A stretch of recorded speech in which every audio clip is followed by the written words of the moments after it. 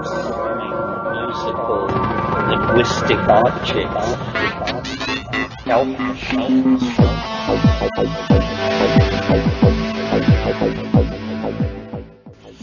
Greetings from Cyberdelic Space. This is Lorenzo, and I'm your host here in the Psychedelic Salon. And today we're going to be hearing a little more from the private trialogue that Ralph Abraham, Rupert Sheldrake, and Terence McKenna held in September of 1991. But before we get to them, I want to take a moment and thank two of the Salon's most stalwart supporters. They are Vipal P. and Michael M., both of whom made very generous donations to the Salon during the past week. And I want to note that both Vipal and Michael were frequent donors last year as well. Their contributions have significantly enhanced my ability to continue producing these podcasts, and I want to thank them and all of the Salon's other financial supporters for helping us keep expanding our physical facilities to accommodate the ever-growing number of friends who join us here in the Salon each week. Thanks again to all of you. Now for today's program. This is the next to last session on the set of cassette tapes made of a private trialogue that I'm guessing they held in preparation for the completion of their book, Trialogues on the Edge of the West, that came out the following year. The topic today is crop circles, and to me it provided what I am thinking of as a role reversal for Terence McKenna. I've kind of always thought of Terence as being out there on the far edge of things for the most part, but in this discussion he becomes the conservative one.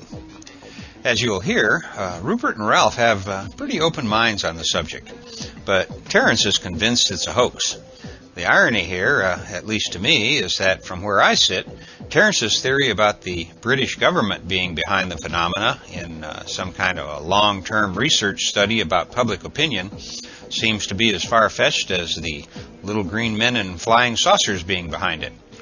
Of course, this trialogue was held over 16 years ago, and a lot has happened since then.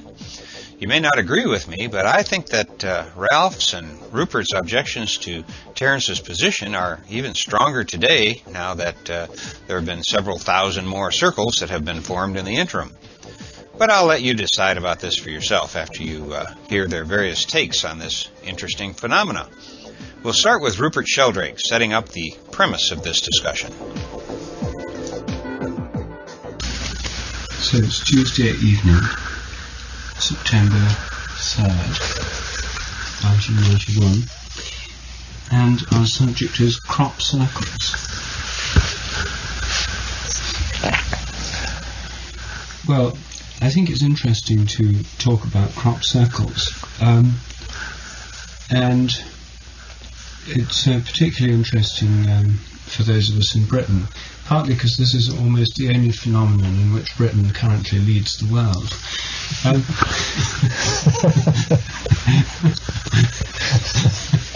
And my own involvement in this, apart from the general interest, an interest shared by practically everybody in Britain. The subject is discussed by almost every man, woman and child in the British Isles. Is that I'm a member of the Centre for Crop Circle Studies and on the scientific panel, both because of my interest in morphic resonance and also because I'm one of the few crop physiologists around. And since this is a crop phenomenon, crop physiology is one of the relevant disciplines. The phenomenon of crop circles first came to public attention in 1980 or 1981, when people started noticing circular areas of fields which were depressed, usually with a spiral pattern of flattening of the corn. And to start with, these were simply circles, and so the name grew up. They were called crop circles. There were a few seen in 1981, and at first they attracted the attention of the UFO people and the Earth Mysteries people, particularly the UFO experts, because they started occurring in the neighbourhood of Warminster in Wiltshire, which is an area famed for UFO sightings. In fact, in those parts of southwest England with long histories of UFO interest. Then, in subsequent years, as interest grew, more and more of them were observed. By the mid-80s, they'd become a fairly well-known phenomenon. They were reported in the media and caused quite a lot of comment. And the main way that they were explained at the time was in terms of whirlwinds. The chief proponent of the whirlwind theory is an indefatigable fellow called Meaden, who believes that they're caused by plasma vortices, a new kind of previously unobserved whirlwind, which, unlike ordinary whirlwinds which move across fields like dust devils and would therefore leave a track, came into being at a single localized focused point, and by spinning around created this sharply defined depression of the crop. By the mid-80s, the phenomenon had developed so that instead of just single circles, circles appeared now with smaller circles around them, sometimes 4 circles spaced at equal intervals around the central circle, sometimes with rims around them. So there'd be the circle, then there'd be a gap of standing corn, and then there'd be a ring around the original circle. Meaden had to elaborate his plasma vortex theory now to account for vortices which could jump and create symmetrical patterns of vortices around the original circles.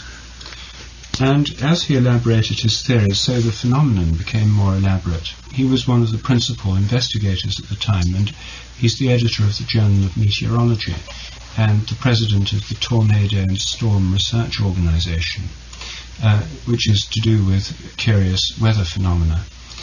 By 1988, phenomena had started appearing where you got rows of circles.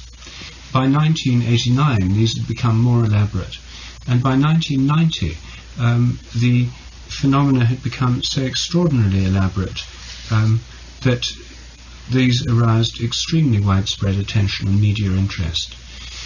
There were ones where there were a series of rings joined together by lines with symmetrically placed boxes on the side, and sometimes with cone-like structures coming off.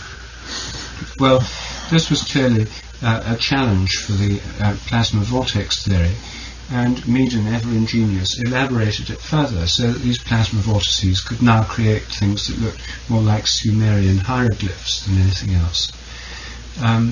So his theory was elaborated ad hoc until this year. He had to resort to an additional hypothesis, namely that these plasma vortices were organized by chaotic attractors.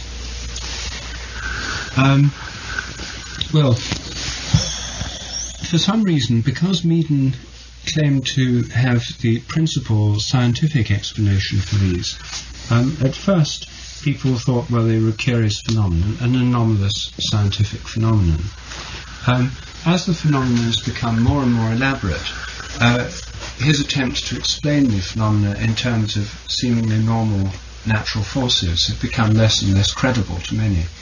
In June 1990, there was a conference organised by him and his group in Oxford, in England, the culmination of which was supposed to be a general endorsement of the fact the phenomenon had now been solved in terms of the plasma vortex.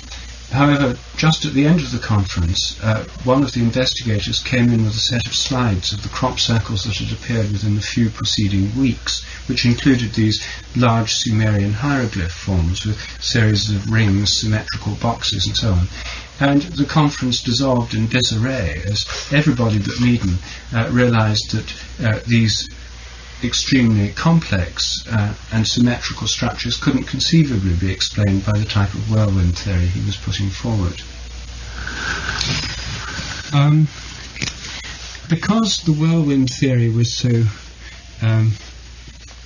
widely accepted as being the most rational scientific explanation for this, the hoax theory, which is one of the main alternatives, was not considered that seriously initially. As the phenomena got more elaborate, the phenomenon has become more and more puzzling, and more people have been driven to consider the hoax theory. There have been some definite hoaxes. One was commissioned by one of the popular daily newspapers in Britain, partly to outwit one of the rival newspapers who'd been giving a lot of coverage to corn circles. They were then able to show evidence of a hoax, which was carried out by people commissioned by themselves to produce a spurious phenomenon. One appeared 2 years ago, which was a fairly crudely executed hoax, and to make the point that it was a hoax, Ouija boards were found in the middle of the circles when the hoax was discovered. So that one was clearly announcing itself as a hoax.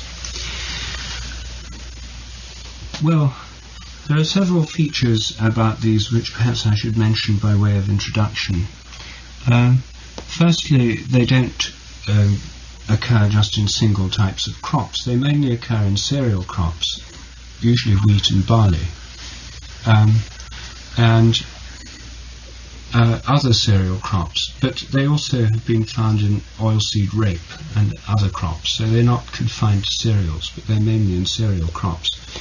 And from just a footnote for the benefit of Americans, what we in England called corn means all cereal crops. So when people talk about corn circles, they don't mean circles of maize in maize fields. Maize is hardly grown in England, and as far as I know, these have never been observed in maize crops.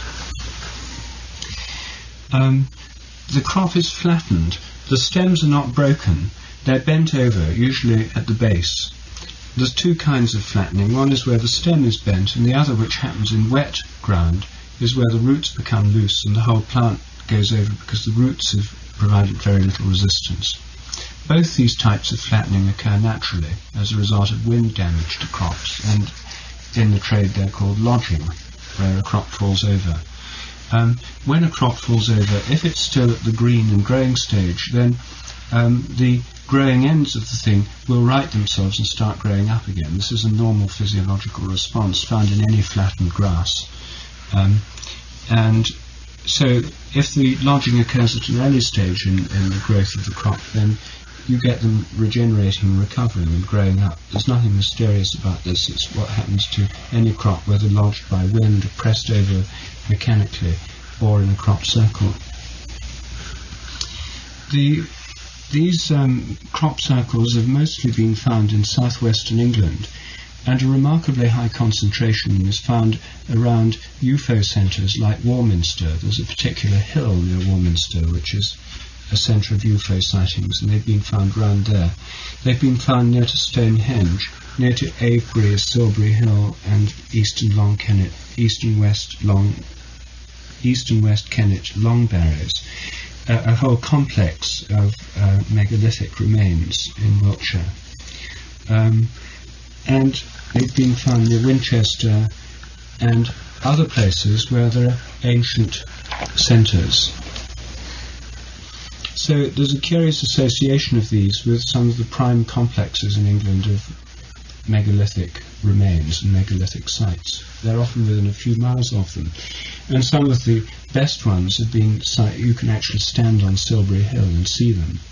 There's this year there were something like 8 or 9 within 2 miles of Avebury in that particular complex.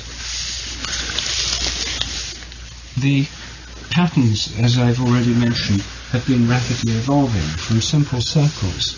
They've moved on to complexes of circles, then to these lines of circles joined with boxes around, and sometimes with semicircles at the end.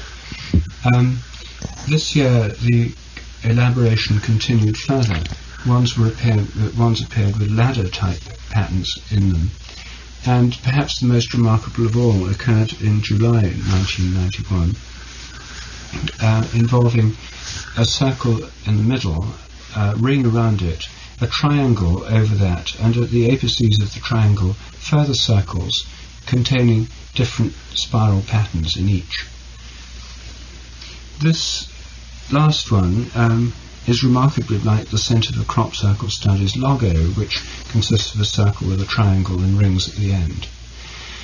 And the ones with ladders which appeared this year are very like pictures of Neolithic rock markings which were published in an article earlier in the year comparing crop circles to archaic artifacts in Europe, drawing attention to the fact that some of them are like ball and ring markings, and there were some of the pictures in this book which showed ladder formations very similar to the ones that subsequently appeared.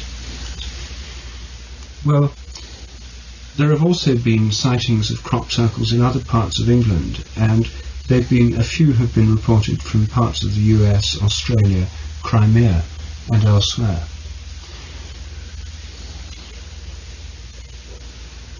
The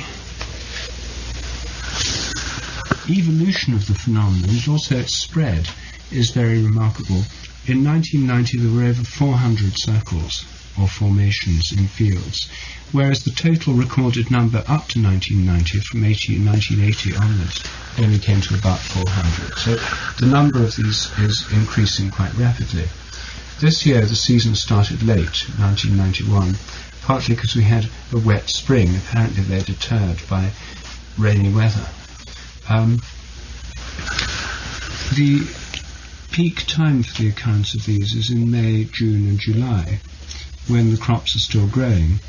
Some occur in August, but in August the crops are maturing, drying up, and they're harvested typically in August. So there's a limited season when the phenomenon appears. You don't get them between August and May because there are no standing crops, or in the earlier part of the spring they've hardly grown at all. So,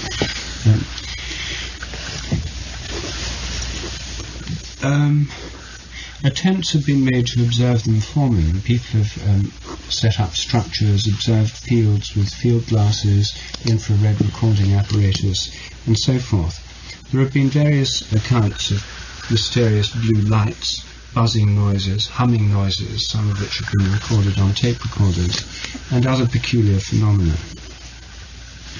Dowsers, occultists, parapsychological researchers, ufologists, and all kinds of people interested in paranormal phenomena, Forteans and so on, have been drawn to these phenomena in droves. And attempts to explain them in terms of occult forces, dowsing lines, ley lines, and so on, are so numerous that it would take many hours to go through them all. The remarkable thing, though, is that almost every hypothesis that's been put forward to explain them is either refuted by the facts or even more mind-boggling than the phenomenon itself. The variety of theories include migrating hedgehogs moving in circles, mysterious fungus and viral diseases occurring in patterns in the fields, of course the plasma vortex theory, and then a whole range of other theories which fall into two main categories. The top-down theory, that has the patterning influence coming from above, like in the wind, the air, or by some force coming down from above. Or the bottom-up theory, which has the patterns emerging through the earth and somehow weakening the crop so that it falls over, possibly by the agency of wind, but a kind of weakening force moving up from the earth. So you could call these the Gaian theory, moving up from the earth, or the celestial theory, forces moving down from above. It's perfectly clear now to everybody involved in the field that these involve some kind of designing intelligence. They're obviously not merely random patterns caused by chance natural phenomena.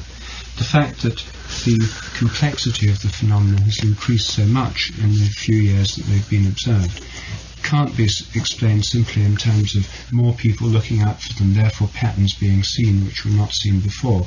These are huge structures. It's impossible that, especially in the last 10 years, structures of the complexity observed in the last 2 or 3 years could have occurred in that part of England and not been observed. Of course, people involved in trying to explain them naturalistically have to try and say they've always happened, it's just that no one observed them before. It's only the press attention that's led to them being observed.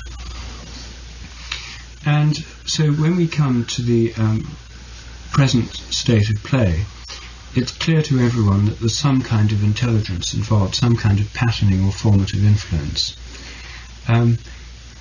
The two main categories of explanation that have been put forward involve, first, the hoax theory, that the whole thing is an incredibly elaborate hoax involving a great deal of precision, planning, commando-like skills, masterminded by people of extraordinary imagination and intelligence, and so far with complete secrecy on the part of all those involved. Or that we're dealing here with a phenomenon so remarkable that it goes off the end of the scale of any previously known poltergeist, Fortean, or other such paranormal phenomenon, because of its evolving nature, the intelligence behind it, and the fact that it has a kind of sense of humour and interacts with what we think about them. Whatever theory is put forward, the phenomenon seems to refute within the next year. One of the very few generalizations you can make is that they never cross field boundaries. They've never yet been observed to straddle a hedge, for example, between two fields.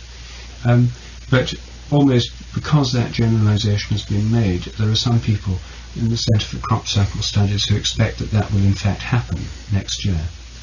So, in summary, I think what they present is a kind of koan, a kind of puzzle which evolves year by year, which is a definite phenomenon that's unmistakable, can be photographed and is photographed, reported in the national press and the local media, on television, discussed throughout Britain and increasingly in other parts of the world, but for which the mind can find no single satisfying explanation, because any attempt to come up with such an explanation seems to be refuted by the facts or can be countered by some alternative explanation.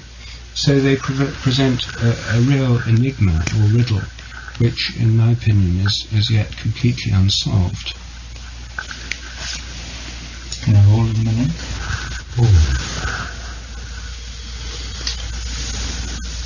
Well, I think to take the most sympathetic view to your presentation, most radical hypothesis behind the enigma, something like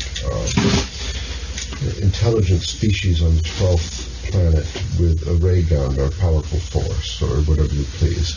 An external intelligence really trying seriously to communicate with us. Let's say, I like this, I am ready to go. Then, before even so we could interpret the phenomenon, we would be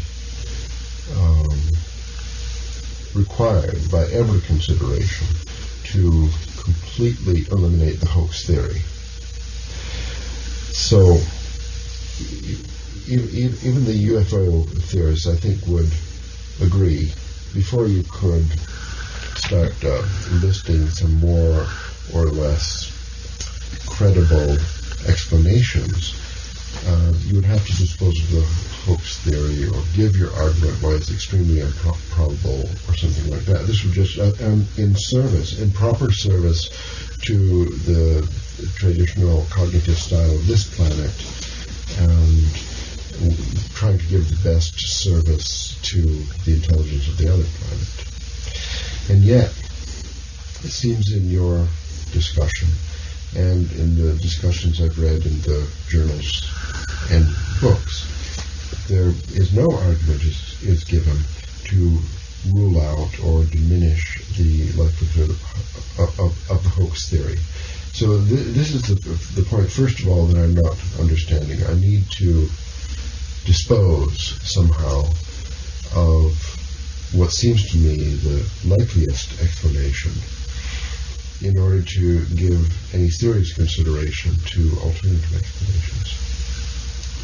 All right, so then let us consider the hoax theory. Since Terence is such an expert at elaborate conspiracy theories, perhaps this would fall to him to provide an explanation.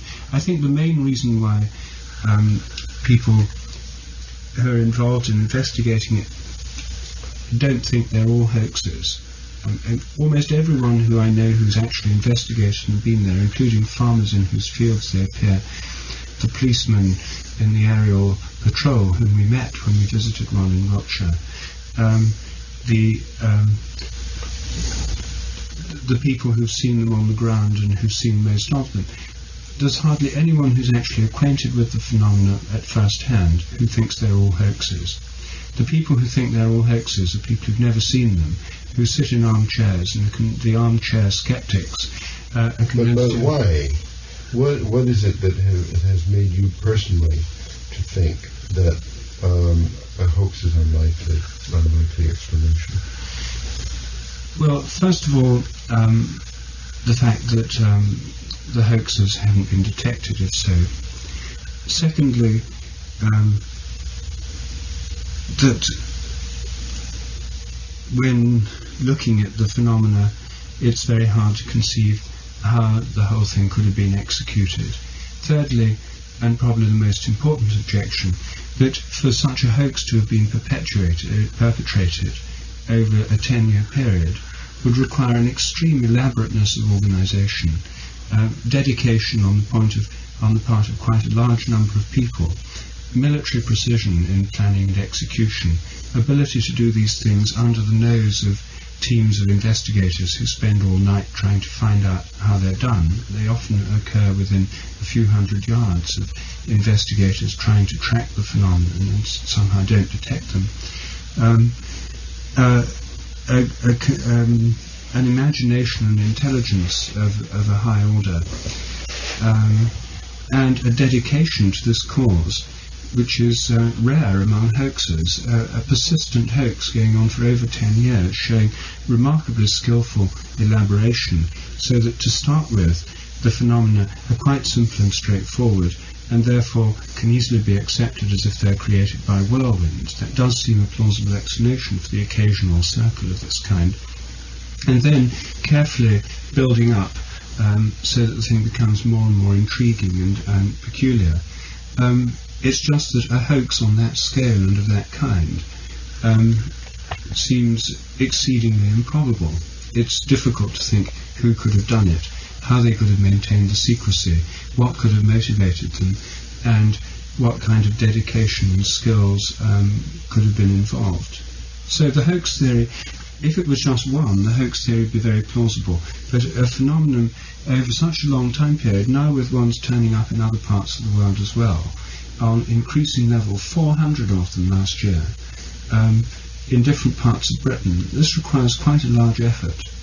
So are there documented cases with photographs from other parts of the world? I mean, I keep hearing that they've been observed in Russia and Canada and so on, but I haven't seen any. I haven't yet seen any documented evidence for these, except that the people who say they've seen them seem reasonably reliable. So in terms of some kind of actual conviction, you think it's still conceivable that it will be discovered that it's a hoax, and then the whole phenomenon would be forgotten. That's not totally ruled out. I don't take various reasons to say that it's very improbable, a matter of scale, secrecy, persistence in time, and so on. Yeah. Is it more improbable than any other explanation? Can one think of a more probable explanation than that it's a hoax?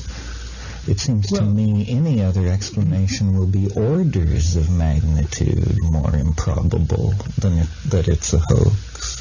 Well, it depends where you come from. You see, someone who was a skeptic, would be forced to that hypothesis, whatever happened. The Humean skeptical position, where Hume's argument against miracles is that miracles occur rarely, they're extremely improbable, it's far more probable that these are all either conjuring tricks, deceptions, or illusions. This is a standard rationalist position.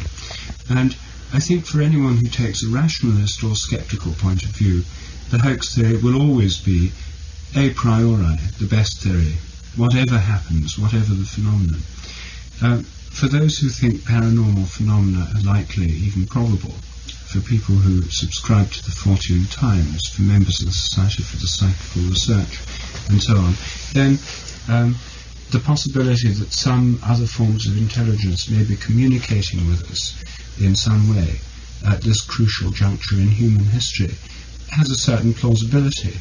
But the phenomenon, you see, rather depends on what you believe to start with. Yeah, well, that's a very interesting point, because it's as if,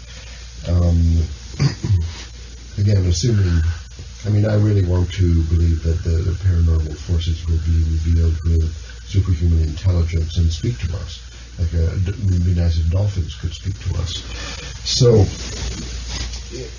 from that perspective, that means that this intelligence has chosen a way to speak to us, which will be misunderstood in most people. I mean, it's almost appears to be intentionally disguised as a hoax, starting from the simplest forms where a plasma vortex theory could conceivably apply, gradually separating the men from the boys, as it were. Let us find a way of speaking which is a whisper of intelligence to one group and is absolutely ridiculous to another group.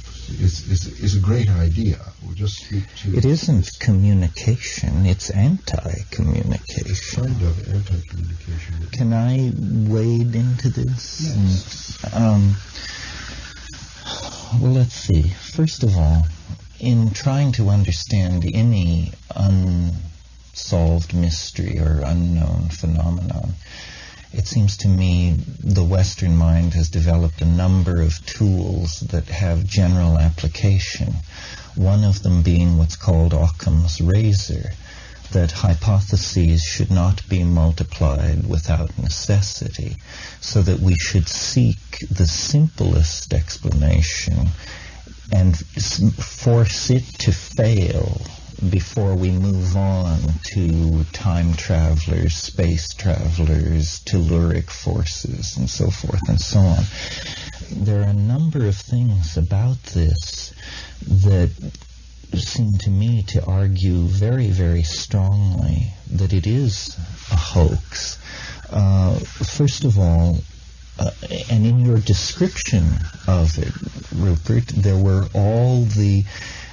If it is shown to be a hoax, we could replay the tape of your description of it, and it's consistent with it being a hoax and with the explanation of it being right under the surface. You speak of how it could only be done by a commando-style operation. It would require an organization with great self-discipline and secrecy.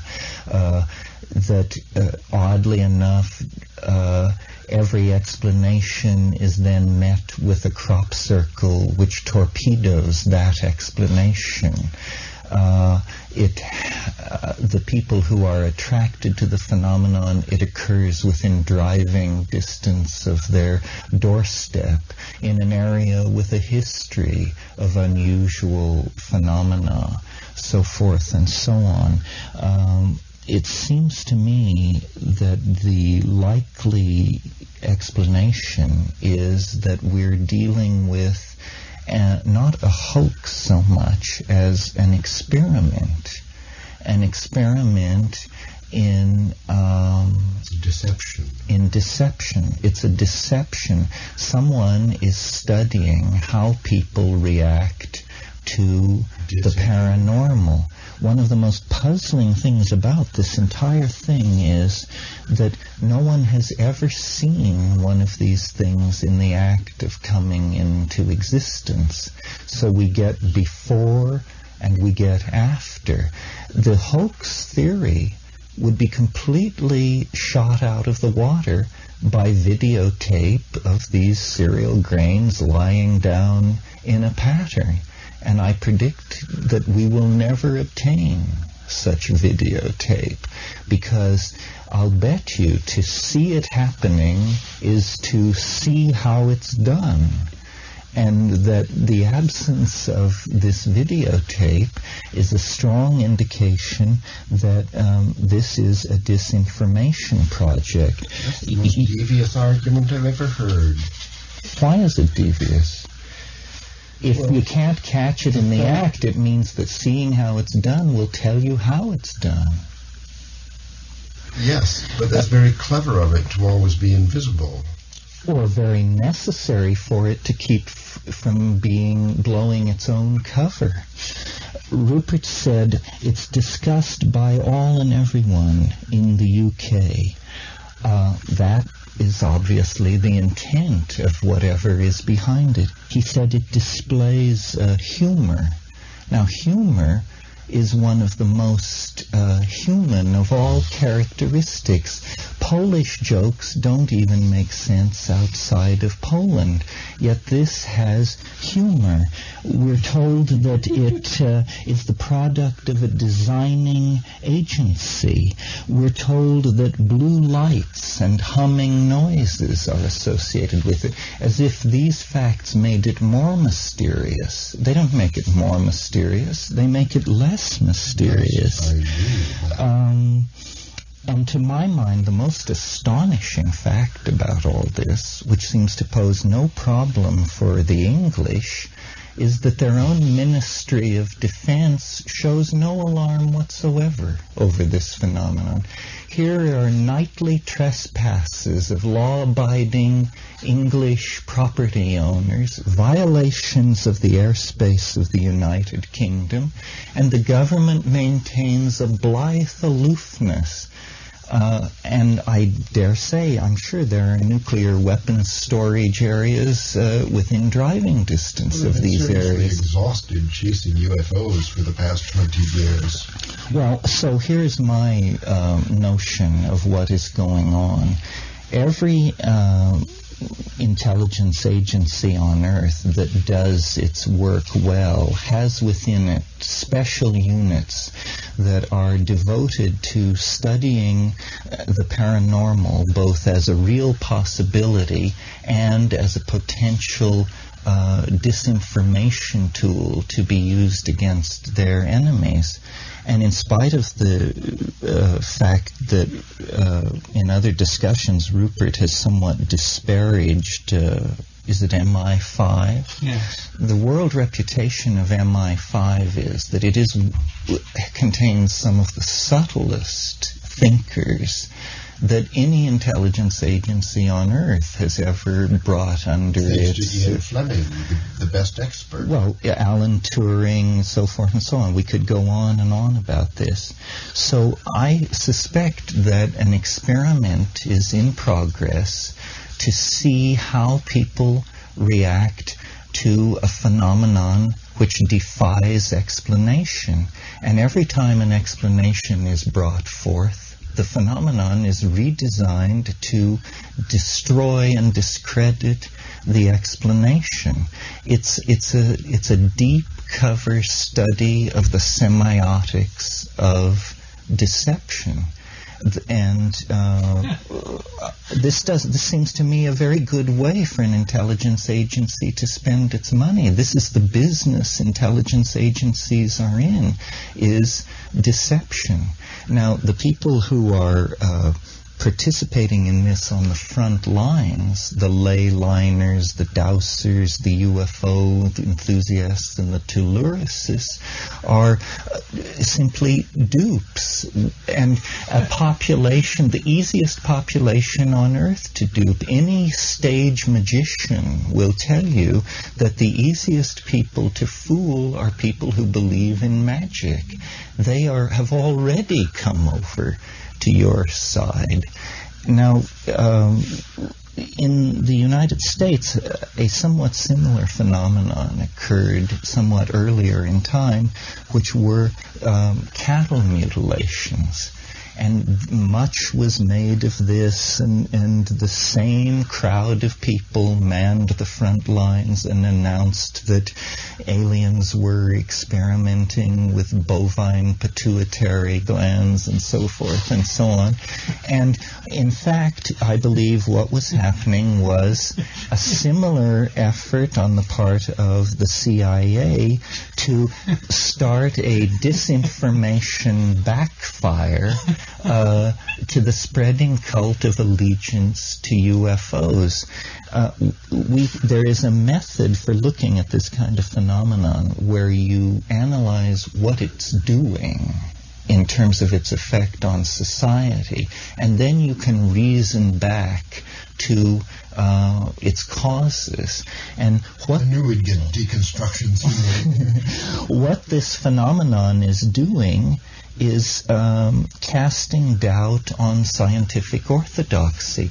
The story of the gentleman, yes, the gentleman who called the conference to have his theory sanctioned, who had his conference dissolve in chaos when evidence was brought in that was completely outside the purvey of his theory, was simply, he was made a monkey of by this agency.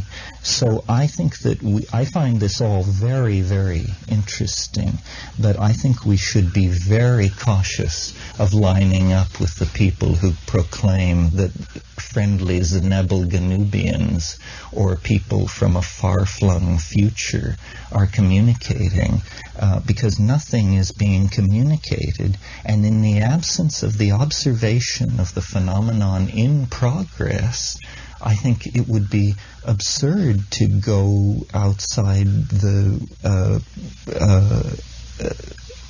conjuring power of reason and just say this is an intelligence operation in progress, and deception and the mechanics of deception and the sociological response to deception is being very, very carefully studied. I find it fascinating that from August to May it can't happen.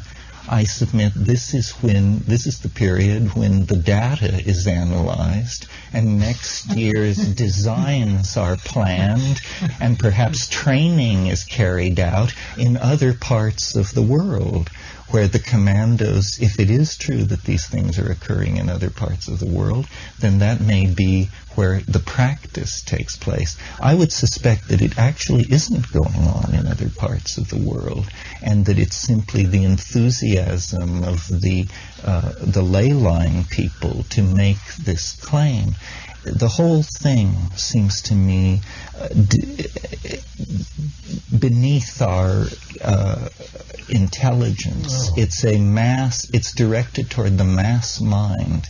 It's a dialogue between MI5 and the tabloids, with the gullible haplessly caught in between, and the rest of us able to look down with a small smile at all this sound and fury over nothing. It's extremely implausible for anyone who's brought up in Britain and knows the kind of official setup there, to think that an intelligence agency in Britain could have the imagination that such an imaginative scheme could be sanctioned by whatever committees are in power, that they should have the motivation to discredit science in the eyes of the public, or that any official body could carry on for so long in the spirit of mischief. More implausible than that aliens from another dimension are writing incomprehensible glyphs in the cornfields of England? No, the main theory that appeals to people on the paranormal front in England is not aliens. Aliens and the UFO thing subsided into the background quite early. You see, when you had circles with symmetrical smaller circles around them, placed in 4s or even 5s, the ufologists said, well, this is obviously the landing marks of an alien spacecraft. However, as soon as they'd said that, the next year, ones of this kind appeared directly under power transmission lines, thus refuting the idea that any heavy object could have come down vertically from above and landed there. It would have had to come down, then move sideways, a large heavy object, without having any effect on the surrounding crop, and then land, which is surely a devious way for it to happen. So the most obvious flying saucer type theories were refuted by the phenomenon itself. The alien theory is a very rare one among the theories encountered. The one that I think is most popular among people who take seriously the phenomenon and think that the hoax theory is not the only possible explanation is that there's the spirit of the land itself, or earth mysteries long embedded in these ancient megalithic monuments are sort of coming back to life again and somehow are being reactivated in Britain's hour of need, or that Gaia, the Gaian intelligence or the Gaian mind itself is involved in some ongoing dialogue or communication which principally has the effect, year by year, of attracting more and more attention. And the message, year by year, seems to be, watch this space. Well, I would make a series of predictions about this phenomenon. The strongest prediction that I would make is it will simply be eventually exposed as exactly what I said it was, a government disinformation study, because if the British government is as bungling as you say it is, then eventually they will drop the ball. That would be my first prediction, and the whole thing will be exposed as a study of disinformation and deception. Especially now with the budget problems. If that doesn't happen, then I would make the following two predictions. We will never see film or videotape of one of these things in the act of happening, and the phenomenon will stop very suddenly of its own accord, because the project will end. One point I didn't get to make in my attack is you mentioned that it is deterred by rainy weather. I submit to you this is simply because in rainy weather it's harder to cover your tracks. You're going to leave footprints, helicopter skid marks, or whatever it is. That rainy weather makes it more difficult to carry out the deception. So I think we will never see videotape or film of this, and that it will either go away very suddenly when the project is completed, or some at night a number of these ley liners will stumble on MI5's group hard at work making a crop circle. Painted green and yellow stripes. Yes, and anything else, I mean, I'm willing to be convinced, and I would say I'll abandon my position if I see film of it in progress. That's what we need. It's intolerable to claim that this is going on such a large scale, and no one can come. It must take many minutes to make one of these things, even if you were a commando team. And unless we're asked to believe it happens instantly, it seems that the strangest thing about it is that we never catch it in the act. And also, I do find the silence of the British government absolutely beyond understanding, unless they are at the highest levels fully informed as to what's going on. The American government had a UFO project, but it was top secret, so they might be interested in a way that we don't know about.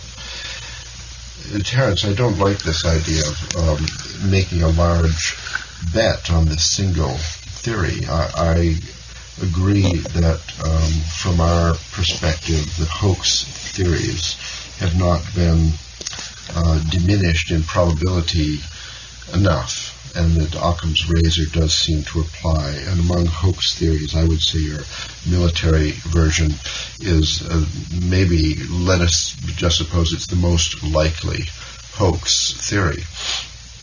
It still seems to me that you could be the dupe, because we have these very interesting precedents, if they be precedents. The Vedas, the Bible, the sacred books, they are written in several levels. In Vedas, they have 4 levels of communication. The Bible has 2 clear levels are constantly interpreted and hermeneutics and put before us. There is a level for ordinary stupid people, and there is another level for elite spiritual devotees. So here we have a phenomenon where if a Gaia is speaking to us, I mean, in case it's not a hoax. In case it's not a hoax, then what is it? It does seem to be disguised as a hoax, that's true. But there would be a reason for that, you see, and all people who believe it's a hoax, when as a matter of fact it's a divine communication, those people are dupes. As in the case of the Bible, there are a lot of people who think it's just history and so on. But even the people who don't believe it's a hoax are of many minds about what it is, it doesn't seem to be clearly communicating anything to anybody. Well, the interpretation of the Bible is also not so clear. Well, this is anti-communication. In other words, what in the world is the point of opening a channel and then sending noise through the channel? Well, as you were saying about Cain and Abel, exactly who did they mate with to produce the legions that followed? Is this noise? Is this a story? Well, I don't feel the force of calling on the Vedas or the Bible at all. The very fact that you have to reach back that far shows the desperate effort to save the phenomenon. It seems to me that this is quite a tight little explanation, and I'm sure that the British government doesn't dismiss the safety of its thermonuclear weapons by appealing to the double level of the Vedas. I think that we should bet on the red and we should bet on the black. Probably you're right. Probably it's a hoax. In case it's a hoax, probably it's military. All right. But just as the fanatics of this phenomenon can't reduce the hoax theory to zero, neither can we reduce the non-hoax theory to zero. Therefore, we have to keep our eyes open in case it begins to actually say some understandable intelligence to us. We can't dismiss it completely. We have to keep watching the photographs. It doesn't even have to say something intelligent to us. It just has to happen while we're looking at it. That would, every newspaper on earth would report it. Well, why not? Is it trying to communicate? What would it lose by being seen in the act of happening? We see that it happens. If I produced a videotape and said, look, here's the thing taken by the Centre for Crop Circle Studies team in the field. Here's the video. Here you can see the stalks being flattened. If you didn't say it, certainly members of PSYCOP and skeptical organizations would. This videotape is a hoax. Is a hoax. But the people who are out there. No, but they would be on the defensive. Right now, it's the ley liners who are on the defensive. No, they're not on the defensive. That's why they watch for it. That's why they're so keen to watch. They know that seeing it happen is a key event in the evolution of the phenomenon. Well, everybody agrees that it would be interesting to be able to record one happening. It would be the crux of the matter. Well, that's why people are out there investigating it, you see. But anyone who's out there investigating it will, whatever they find, have their testimony doubted, unless they happen to find people actually photographs of clear-cut evidence of military people flattening it. Now, that, you see, what the trouble is, nothing will prove it either way. That's my point. If you have a picture of the military involved in a hoax, or non-military, or anybody else, then some people will say that proves they're all hoaxes. Others will say, well, we've always known that some of them are hoaxes, and this is just one of the hoaxes, but the others aren't. That's right. This happened with the cattle mutilations. No matter how many times they found military scalpels at the site and saw helicopters departing from the site, the hardcore continued to claim that there was a residuum of these phenomena that were, in fact, aliens connecting pineal glands. There's very little difference between a low-speed helicopter and a UFO. Well, except where they come from. But you can't tell. The thing is, you see, I don't see why you have such a need to close the issue in advance. You see, I think the reasonable position is to keep an open mind. The hoax theory is one theory. It has a certain plausibility. It's the one that involves the least. It involves a very considerable stretching of one's mind and credulity about the powers of the British government or organisations in Britain to do something like this. It involves the least offence to ordinary scientific rationalism. it involves the same kind of Occam's razor principle by which many would dismiss claims, for example, of elf sightings under the influence of hallucinogens. Well, but this is a repeatable phenomenon.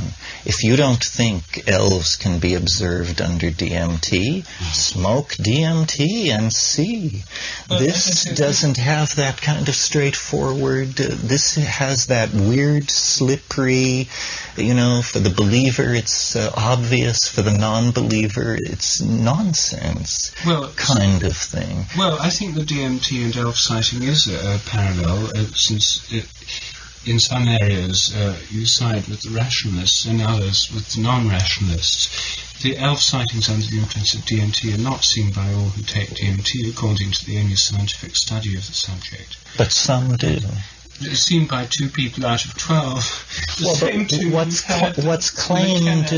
Audio tapes. What's claimed here is a massive violation of physics. A complete breakdown of natural law over hundreds of square meters.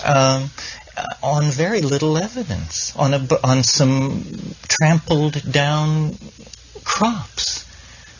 Well, talk about a mountain out of a molehill. And I submit to you, you keep avoiding directly addressing this. Why isn't the British government concerned about the violation of its sovereignty in airspace? I mean, that somebody's never been raised. Well, why not? Because in Britain there's this kind of defense paranoia thing that it is not. That's a very odd culture bound. It's like I see you as a painted cannibal when you explain to me that Britain is different. We don't really care about the security of our thermonuclear weapons and air bases. That's an odd cultural phenomenon that you Americans seem to have developed. We're quite casual about securing our thermonuclear weapon depots. Are you serious? Well, then, there are more American thermonuclear weapons in Britain than there are British ones. Well, then the CIA, then good old American paranoia must be quite agitated by this kind of thing. Well, possibly. As soon as UFOs were reported in the United States, the first thing that happened was they said, what is the president's position on this? And the president said, we're immediately appointing a blue ribbon committee to look into this, and it will report to me and the Congress, and I assure the people of the United States, blah, blah, blah, blah. Well, let's hear what they say in this case. Why don't you write to your representative and say that you're alarmed that these crop circle phenomena are happening in Britain within 20 miles and so apparently of there's US. been 1 or 2 in the United States. Yes. Well, this gets very shaky. But it's for sure they're happening in Britain. So, and for sure there are lots of American nuclear weapons there, far more than there are British nuclear weapons. So you could have the matter raised in Congress, and we could get a statement from the President of the United States and him to appoint a commission on the subject straight away. Well, I'm sure what he would say was, on matters of the safety of thermonuclear weapons, we make no statements. However, we are in contact with the British government on this matter. Stay tuned. That's what they would say. Well, then at least we won't know anything further. Then you could ask a question a few months later and say, what have you found out? If nothing, why not? What are we paying these intelligence services for? And it may then, if it's forced to a political crisis in America with freedom of information, all the rest of it, force them to compel the British secret services to reveal that the whole thing is a military hoax. The thing is that if but don't you find it odd that it's never been raised in England? No, because it's the kind of... This is not a soul in England who would think like that. No, the flattening of... You're assuming all along that it's a violation of airspace. The normal assumption that most people would have is that... hoaxers arrive by car. Well, what are the attitudes of the farmers whose crops are ruined by this? Well, they vary in attitude. Some of them are puzzled and find the whole thing very mysterious. And some of them set up a sign and make £1 a person off to get of into it. But I should think some would be quite... some people are very proprietary. and to get up some morning and see your wheat crop ruined and a bunch of tourists wandering around taking pictures. The police are doing what they can. They're protecting their rear.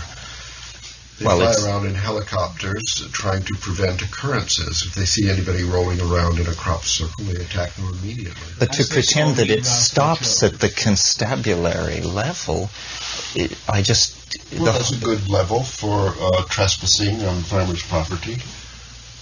We don't. I think you have a. I just don't get it. It's obvious that the British government is fully informed of what's going on and is not alarmed. And the only reason they're not alarmed is because there's nothing to be alarmed about. And the reason there's nothing to be alarmed about is because MI5 is doing it. It's so obvious that to think anything else is you might as well line up with Elvis at the 7-Eleven. Well, let's say it's a good theory. All right, it's a good theory, and then we can discuss it. We'll just put it on the list. Under the hypothesis that this is actually what's happening. All right, now, they're going to a fantastic expense over a period of 10 years, and they've done over 1,000 crop circles so far at considerable expense for each. These agencies are well funded. Of course, it could be the French intelligence services or the American or the Russian intelligence services making a statement proving to MI5 that, as a matter of fact, there's nothing they can do to apprehend them. But supposing it's as you say, the simplest theory, Occam's razor, the English military are doing this, making this expense as what? As an experiment in disinformation. Now let's see what we can learn about disinformation from this. They get the results in the newspaper. They're watching us. They're reading the Journal of Seriology and so on. We can also read the Journal of Seriology. Let us be scientists. We'll do some grassroots science here, and we'll study the process of disinformation. Well, what have we learned? Well, we actually aren't learning very much, you see, because we know that some people prefer to believe in the paranormal theories. Other people, like you, prefer to believe in the hoax theory. What actually does some that tell us? Some people, like Meaden, prefer a kind of scientific theory based on there's actually three categories of theory, and let's say we could survey the English populace by reading letters to the editor in the various newspapers, and we find out there's 30% for this, 35% for that, 25% for this. Is this research? Is this worth the expense? Well, we don't know where it's going. We're halfway through this. We don't know what MI5 actually has in mind. It may be simply that they are studying overthrow the monarchy.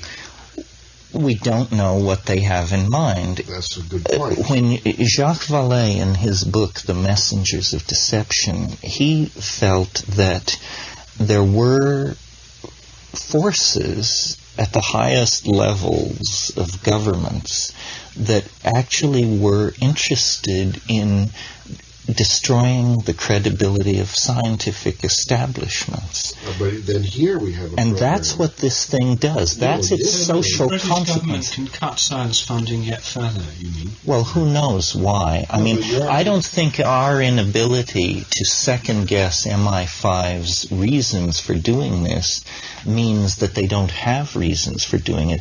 I mean, the deep cover study of disinformation is not our field, nor are we experts on propaganda, symbol manipulation, mass brainwashing, so forth and so on. This is not our field. Your prediction is correct. It's going to be revealed as a hoax eventually. Or it will disappear. All the people who maintain it wasn't a hoax, they'll be discredited. So, unlike the now that's an LA interesting point. It is the Earth mystery and UFO and Tiller Force people who are going to be discredited, not the scientists. Thus, it's not the military, it's the British science establishment, led by John Maddox. Well, now think about the consequences of that for a moment.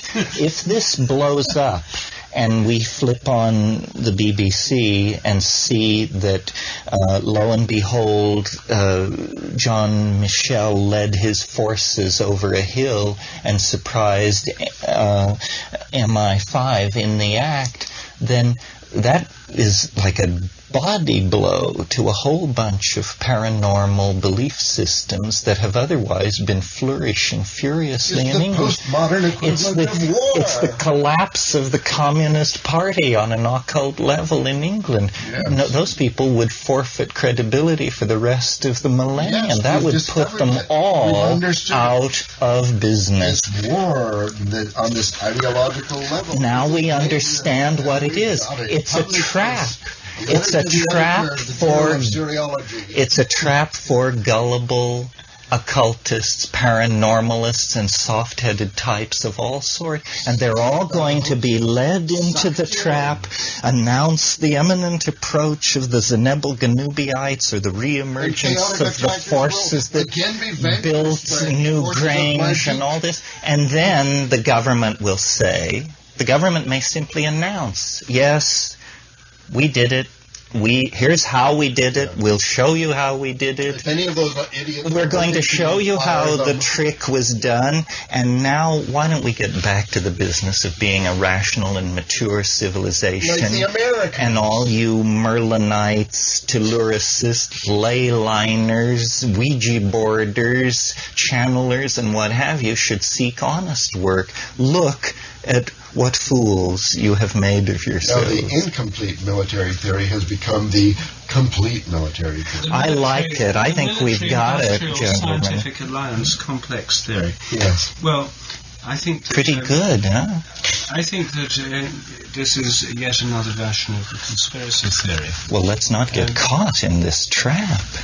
However, I mean, leaving aside the fact that I very much doubt if Telluricists, Earth Mysteries, lay hunters, Merlinites and the rest of it in Britain constitute a significant threat to the social order that would be taken sufficiently seriously for anyone to mount a scheme of this kind. Leaving aside that objection, my approach is, in fact, empirical. I have a plan. The plan is to move beyond this stage of armchair speculation to actual empirical research. And the empirical research that I'm proposing, which I shall propose to the Centre for Crop Cycle Studies when I get back, is this. Next year, since the hoax theory is one of the theories that we have to take seriously and consider, next year the Centre for Crop Cycle Studies sponsors a competition for the best hoax crop circles. We have a farmer on the committee who has offered his land for experimentation on this subject. People would be able to rent fields from him or other farmers to practice. There'd be a small charge for that. The amount of damage in making one of these would be something like £100 worth of corn would be damaged. So for fees commensurate with the amount of damage, they could rent fields from farmers, him or other ones, to practice in. Then there'd be the final competition. There'd be a particular night. Each group that entered for this would be assigned a particular field. There'd be certain standard observation techniques applied to the field. They'd get marks for minimum detectability through infrared, binoculars or other means.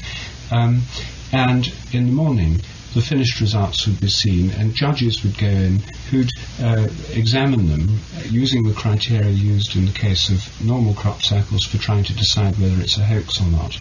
An independent panel would judge which was the most ingenious design, the most surprising, that had got the most marks for being done undetected, that was the most convincing. This would be an international competition. There would be a prize of £10,000, let's say, for the best crop cycle, which would be put up by the Guardian newspaper or the Daily Express, which would then have exclusive rights on the first publicity of the results, and then could be sold on to other. There'd be a tremendous media interest in this. And this competition would then force the evolution of the phenomenon. It would first of all show us what competent and well-motivated groups of hoaxers were capable of, which there's been no demonstration of so far. Secondly, how long it took, how many people it took, what kind of apparatus they'd need, how you do it at night to try and escape detection. it would show the kind of imagination and schemes and plans and designs and how you execute under cover of darkness, fairly complex designs in the field, coordinating different people. And it would force the evolution of the phenomenon, because if the military or some other group of conspirators or hoaxers are in fact responsible for the phenomenon, this would then raise the standards against which they had to work. And whether it's a natural phenomenon, a paranormal intelligence, or a military or other kind of hoax, the following year we would accelerate the evolution of the entire phenomenon. So this is my proposal as a positive step forward to testing the hoax theory, to gaining positive evidence, and providing further amusement for the British public. Well, I want to go back to something you said. You said you didn't think that this phenomenon was threatening, or that the Telluricists and so forth were threatening the social order. But again, this book by Vallée, The Messengers of Deception, is very interesting. In the United States, over the past 20 years or so, up until about 1980, every poll that was done, every successive poll, showed that more and more people believed in the reality of UFOs, and it went from 15% to like 70%. People, whatever real means, people would say, yes, I believe UFOs are real. And then the cattle mutilation phenomenon came along, and instead of the friendly space brothers bringing peace to all mankind, you get these forces which move in the night with scalpels, removing the organs of animals, and this whole creepy aspect of it was brought in. Lo and behold, belief in UFOs, interest in UFOs, all of this stuff began to fall. Now, in fact, there is going on, and we are involved in an effort to subvert the social order. Your theory, my belief in the importance of psychedelic drugs, our general commitment to the idea that science, our general commitment to the idea that science is inadequate to describing reality, and all of these, what it is, Rupert, is it's a war between pagan thought. It's an ideological war between pagan thought and straight people, the Church of England, if you want to call it that. And this is an incredibly clever way of dealing a tremendous setback to the forces of pagan thought. If this thing is exposed as a hoax, paganism, earth energy, telluric stuff, ley line, all of this will be discredited in England for years to come. It will be a tremendous body blow to the anti-Christian forces in England. And tracking information and shifts in social attitudes toward orthodox morality and so forth and so on may have in fact triggered a decision on the part of the British government where they go to MI5 and say, look, we're losing hold of society. People believe in the Sheldrake theory, and they believe in the telluric forces and the return of the elf armies and the rise of the fairy legions and all this stuff. Can't you figure out some way to restore the power of orthodoxy? And I said, we'll build an enormous trap for these people. We'll lure them so far out onto a branch, and then we're going to cut it off.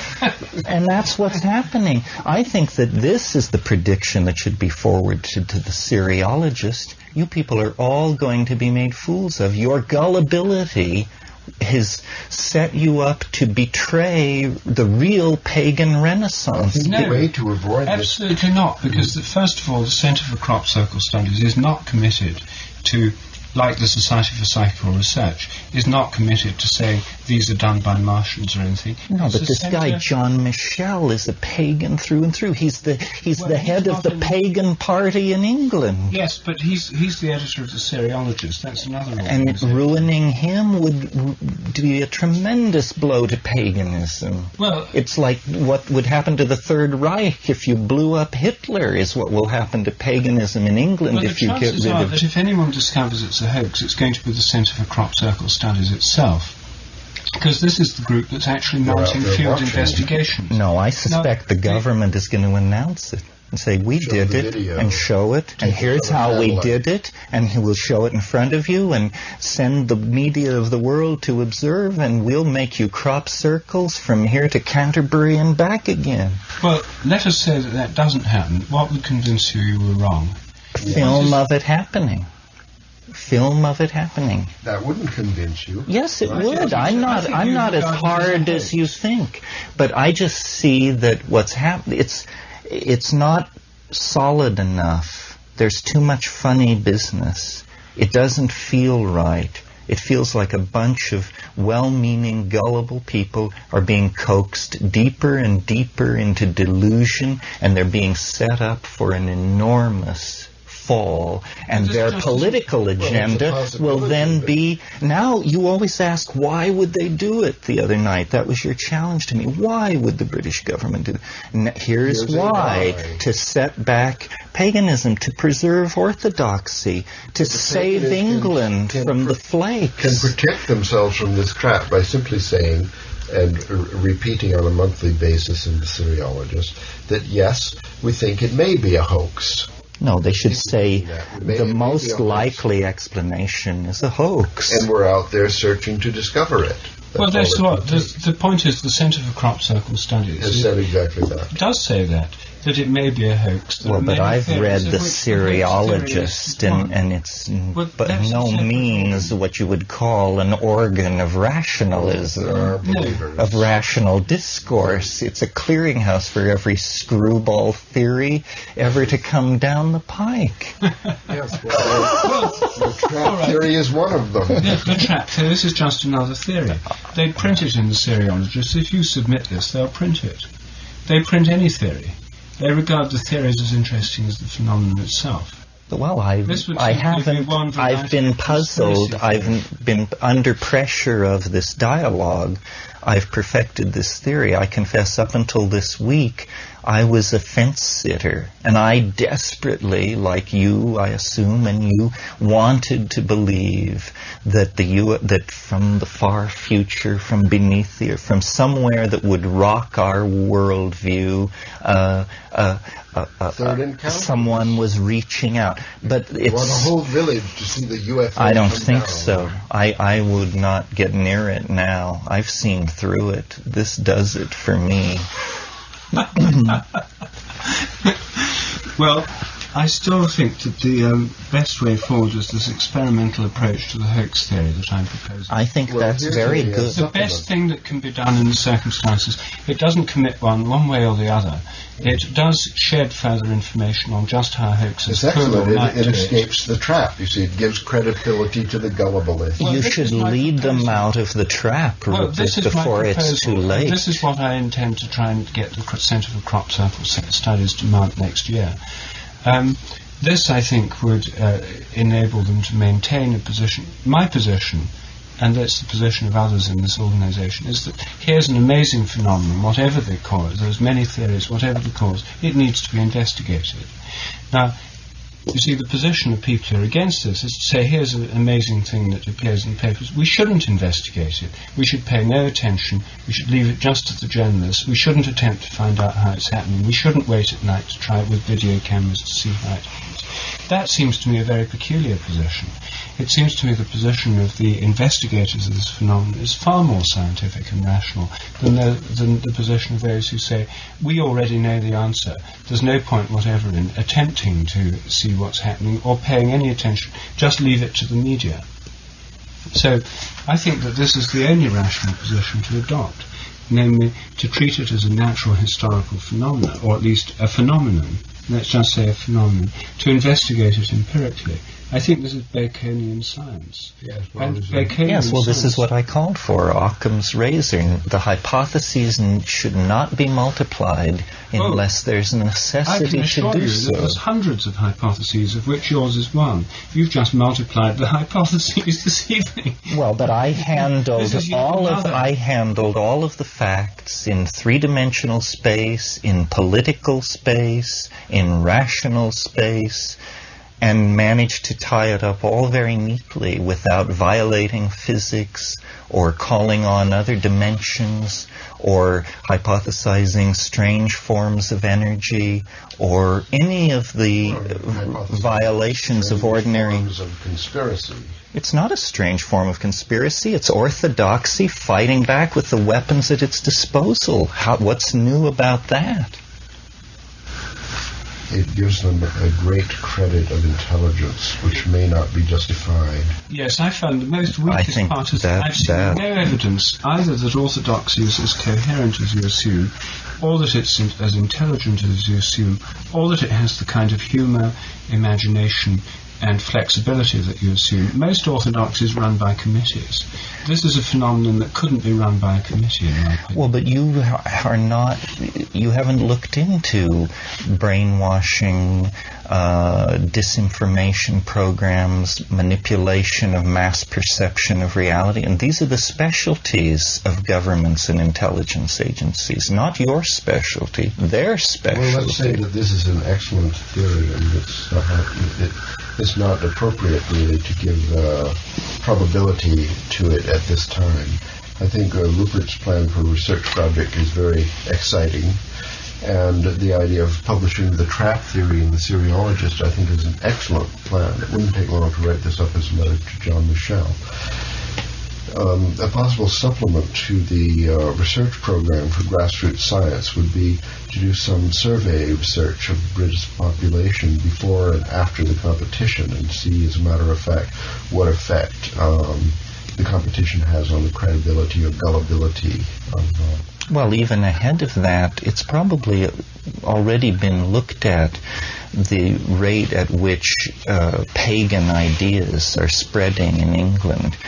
What percentage of the population 10 years ago... Varies. Not fairies, that's a general folk belief in England, not really a fair test. But the abandonment of Orthodox Christianity for the New Age, for new metaphysical positions, channeling, so forth and so on. It is on the rise, is it not? I mean, isn't Glastonbury the center of all this, and it's spreading and spreading? And well, if you're a straight person in England, you must view this with considerable alarm. I mean, I don't think that straight people in England view that with a great deal of alarm. I think they're more alarmed by cocaine, crime in the inner cities and that kind of thing. I don't think that New Age phenomena are particularly alarming in Britain. There's a long tradition in Britain of interest in these kinds of things.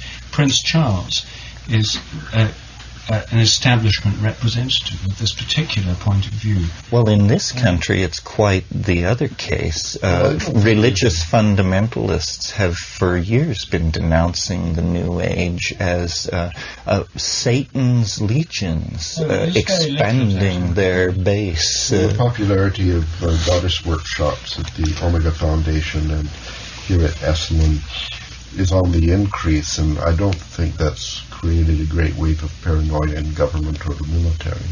That would be far-fetched in the United States. Well, but England is a more pagan country. It's more delicately balanced than the United States in these matters. Much opposition that is more agreeable to people there. And also, there's not a sharp polarization. And if you take the Church of England, I mean, after all, there's not a sharp polarization between Christians and paganism. This is news. Well, I speak as one myself. I mean, I'm a communicating Anglican, loyal member of my parish congregation. Well, so when they start burning pagans at the stake, where will you stand? My position is one of Christian animism. I believe that the true base of Christianity is to be rooted in the land. I think that the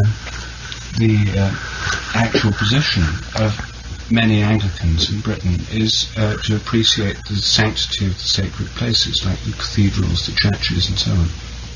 The revival of Marian religion is sort of fairly well established. Pilgrimage is on the increase. The idea that sacred places have ancient roots in the land, and that Christian cathedrals and churches are built on ancient pagan sacred sites, appeals to many Anglicans. They don't dismiss this. I try these ideas out on vicars and members of congregations. Most of them really like them.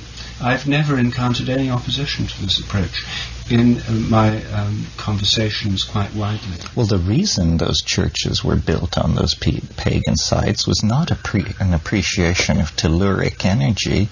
It was to appropriate those sites and utterly obliterate the pagan temples that were there.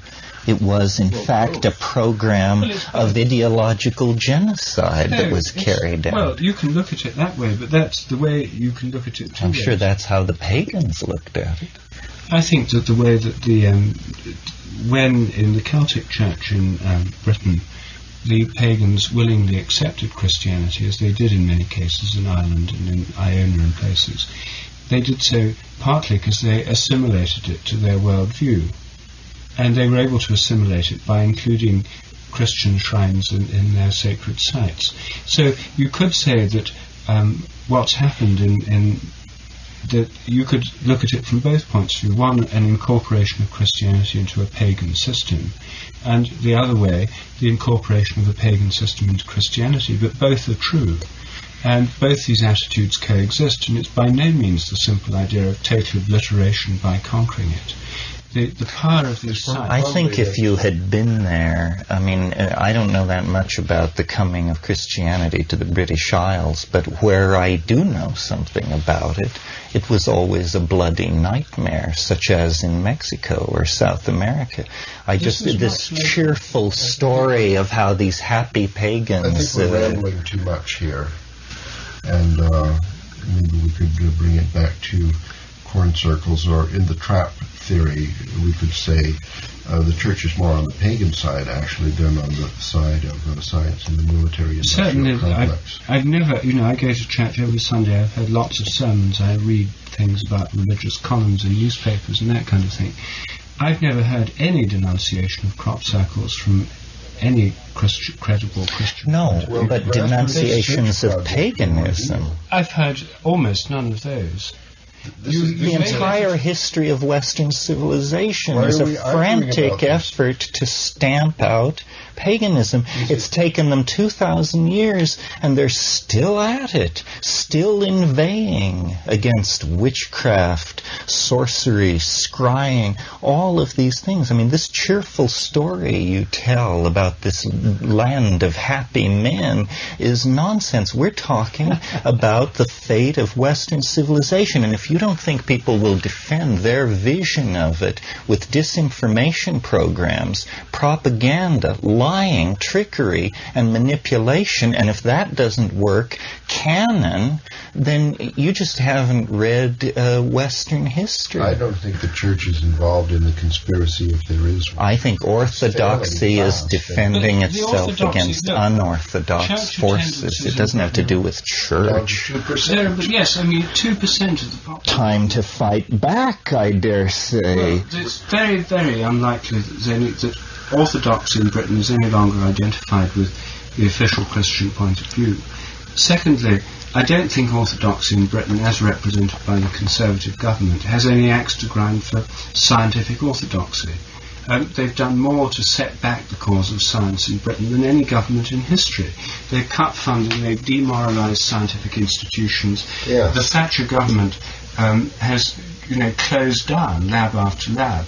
The scientific community in Britain, almost to a man, is anti-government to the depth of their being, because never before has the scientific community been so demoralized and humiliated. Well, then ready to lash out by any means necessary. Time for wild schemes. If they're that demoralized, if their backs are that much to the wall, then it seems the absolute precondition for them to undertake an operation like this. Conspiracy between the church and the military. I'm not claiming that. Or between the scientific I'm not claiming that. and I'm claiming that orthodoxy is defending itself against magic. It's a war between reason and magic, and you can talk about whether the Thatcherites are on one side or the other, or where does the Church of England come down. It's a desperate struggle between rational orthodoxy and magic. And magic is being led into a trap. These assertions should probably be posed as questions for grassroots social science research. Questionnaires clergymen could be asked, for their attitudes and clever ways about different things. Well, I think you need to ask the whole population of England and see to what degree is loyalty being transferred from reason to the occult. And what does reason think about that? And what does the occult think about that? I think that's an important question that could be approached by survey sample research. And that would sort of give us an idea how we're doing. And I'm not sure if there has been any such survey in Britain or in the United States on these questions. And we constantly speculate about them in all our talks, and there's been no objective measures. This is a very good grassroots project, simple to do. Yes. So why don't we let it lie at that? Yes. All right. Good.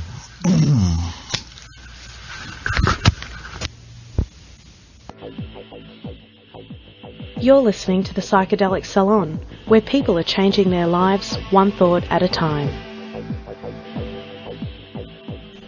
Well, that was what Rupert, Ralph, and Terence thought about crop circles back in 1991.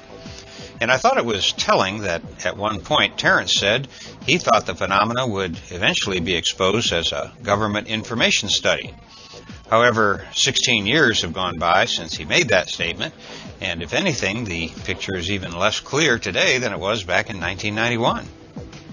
While I applaud Terence for refusing to believe that crop circles are created by non-human energies until he sees one being made, I wonder how he would react today to the news that at least some of the crop circles that have been seen in past 10 years or so have essentially, how shall I say it, laid down in a matter of moments. There are a number of cases where this has been documented, but the one that hit me most forcefully was the circle that appeared in under an hour's time and in full daylight. I can't remember which crop circle video had this clip on it, but a commercial pilot who took tourists for rides out to see Stonehenge by air showed some footage of a circle that appeared during the time that it took him to return to the airport, refuel, and pick up another load of tourists. On the return flight, and not far from Stonehenge, and directly on the flight path that he had just completed, suddenly there was a big crop circle. It had simply appeared in a very short time and in full daylight. Now, I don't mean to diss Terence here, but after all, he's the one who once said, "The problem is, how do we know an alien intelligence when we encounter it? Because, after all, it is alien." Now, maybe he had that thought later on. I really don't know, but it is at least something to consider, don't you think? Communicating with an alien species is a tougher problem than you might think until you work on it a bit. If you've ever tried to train an animal, you know what I mean. You can talk and talk and talk, and your dog will just sit there looking at you, seeming to understand every word you're saying. Yet we know that they don't have a clue what all those funny little mouth noises we're making are all about. And so they tilt their head and give you this quizzical look, kind of like the way we must tilt our heads and look at crop circles, if you think about it. So maybe someone or something, whether you call it Gaia or think of it as an extra-dimensional entity, may have opened a communications channel and is actually sending information. Not noise, as Terence suggested, but real information that we haven't yet been able to decode. which boils down to Ralph's approach of keeping our minds open until there is a clear, agreed-upon understanding of the phenomena.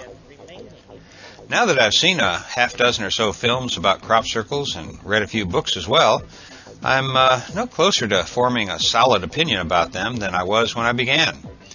And unless I ever have the opportunity to walk in several crop circles myself, I don't expect to come to any final conclusions. But for what it's worth, I'll at least give you my working hypothesis about crop circles. And while this is meant to be tongue-in-cheek, the way it resonates with those I tell it to makes me think that maybe there actually is something to this crackpot idea. Here it is. If you've ever been to one of the large cities in the U.S., you've probably seen graffiti painted all over the place, particularly in areas where youth gangs are active. And there you'll see young men, primarily young men with paint cans in their hands, running around tagging any available space with their gang symbol. Now, stretch your mind a bit and try to imagine the same type of behavior on the part of beings that exist in other dimensions. Once you're with me on this, you can see that it's no stretch to imagine young beings in higher dimensions who are still not very civilized for their level, and so they sneak back down to this dimension and tag parts of the land that their young spirits claim. So there it is. Lorenzo's theory of crop circles is that they're nothing more than the graffiti tags of adolescent ghosts. Well, it's not much to go on, I admit, but hey, I'm just the carnival barker here.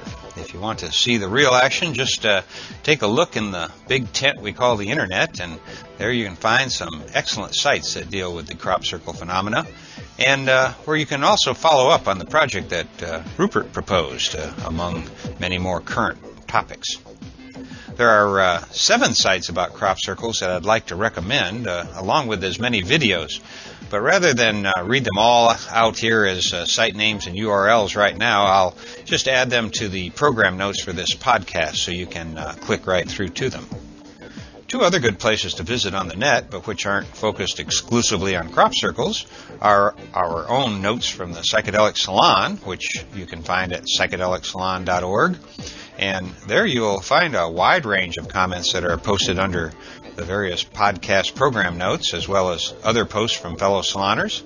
And then there is also the Psychedelic Salon Forum over on thegrowreport.com, where you'll find items like the question Dutch Boy posed asking where to find more biographical information about Terence McKenna. One of the people who answered that question, by the way, was Max Freakout, the host of Psychonautica, a podcast that you can find over on the Cannabis Podcast Network at dopefiend.co.uk. In fact, that is also where you can find BB's Bungalow, hosted from Down Under by Black Beauty, whose lovely voice you heard right after today's trialogue. While I'm at it, I guess I should also mention Lefty's Lounge, The Grow Report, and the Cornerstone podcast, The Dopecast by the Dope Fiend, coming to us from the UK. And in case you haven't heard a Dopecast yet, just start with his most recent one. I just listened to number 108 yesterday, and once again I'm impressed with the quality of the information and the level-headedness of the host, who goes by the handle Dope Fiend. And if you're a parent that is looking for some drug information you can trust for your teenager, I highly recommend the Dope Fiends podcast. And my guess is that your kids will not only get a lot of good information from them, they're also going to thank you for treating them like adults and putting them in touch with the truth about cannabis, because they already know that the schools that they're going to aren't teaching them the truth. They know that from their peers.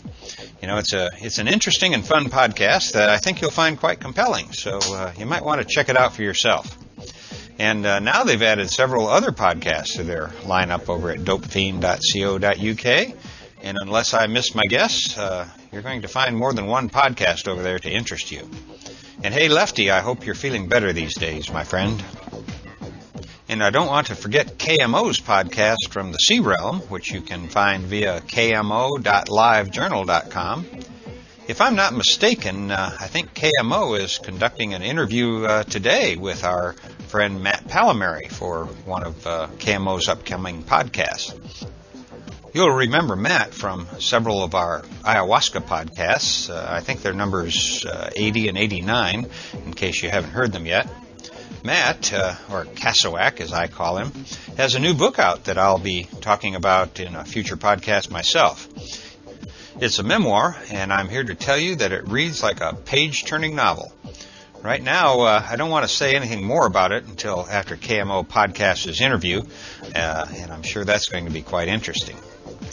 And speaking of interesting, I was out of town for a while over the recent holidays, and after I returned home, it took me a bit to get back up to speed. And while I still haven't actually caught up with all of the posts on our forum over at the Grow Report, all I can say is, wow, activity there has really picked up the past few weeks. For example, topics like Don't Depotentiate the Psychedelic and Best Terence McKenna Podcast for a Newcomer have already gathered between 40 and 90 replies. And a lot of it's not only great information, much of it is also new to me as well. So if you want to keep up with some of the latest buzz on the street about the psychedelic community, you might want to take a look at the wide range of forums over there. Besides the salon, KMO has a forum there, as do all of the podcasts from dopefiend.co.uk. And for the medical marijuana growing community, the growreport.com should probably be one of your first stops if you want to learn more of the best ways to tend to your crops. I doubt if you're going to find any better advice than you can get for free from Zandor and Mrs. Zandor in their podcasts and on their forums. We all owe a great big thank you to the two of them for all they do for our community. So on behalf of our fellow saloners, thanks again for all you do, Zandor and Mrs. Z. The world is a much better place for having you here. And while I'm talking about the Grow Reports forums, I particularly want to mention the thread on our salons forum that's titled A Thread of High Art, where you can find some of the art created by our fellow saloners. There are images posted there, as well as many links to other sites where their work is posted. And I'm really happy to see this thread get started so we can all share in the wonderful creative energy of this community. Before I go, there are two other brief announcements I should make. And that is, for those of you who have signed up for the Palenque Norte mailing list, or the Matrix Masters mailing list, or tried to link to the salon as a MySpace friend, well, I'm sorry to have to say that the mailing lists and our MySpace account are all inactive now. As you know, MySpace simply deleted our account a few months back, and I'm not willing to waste my time arguing with them and setting it up again. And as for the mailing lists, they kind of went by the board when I started podcasting back in 2005. My thought was that rather than clog your email inbox with more stuff to read, I'd just limit my communications to these podcasts and our blog and to the Psychedelic Salon forum. So if you've been wondering why your subscription never resulted in a newsletter showing up, well, now you know why. Hopefully you won't be too disappointed. Other than that, I should mention that this and all of the podcasts from the Psychedelic Salon are protected under the Creative Commons Attribution Non-Commercial Share-alike 3.0 license. And if you have any questions about that, just click the Creative Commons link at the bottom of the Psychedelic Salon webpage. Well, thanks for being here with us again today, and for now, this is Lorenzo signing off from Cyberdelic Space. Be well, my friends.